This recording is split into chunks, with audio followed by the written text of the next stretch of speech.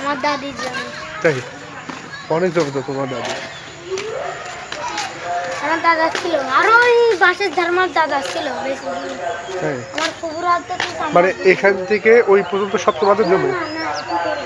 ওই যে বড়ই গাছ আছে না, হ্যাঁ বড়ই গাছের ওই কোনাতে এই ফাইন ভাইয়ের ঘর আছে। হ্যাঁ হ্যাঁ। বিন্দে এই ঘরের এই কানি আছে না, এই কানি থেকে শুরু করে ওই বড় গাছে তো আমার উপরে গাছে। আচ্ছা আচ্ছা আচ্ছা। আমি তো এই যে আমার বড় নানির বাড়ি আসছে, পিছনের ওই টিন শেডের উঠে হচ্ছে বাড়ি, আর ওনাদের সামনে জমি আছে,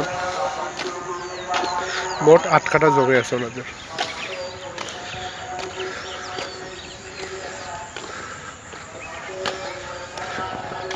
তো এখানে অনেক গ্রাম।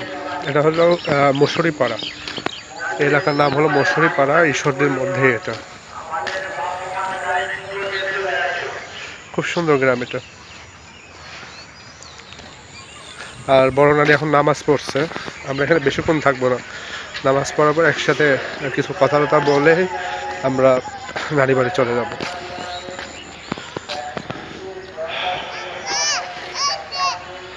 তো খুব সুন্দর লাগছে এখানে এসে, সরিষা ক্ষেত, অনেক ধান ক্ষেত, অনেক সুন্দর লাগছে এলাকা।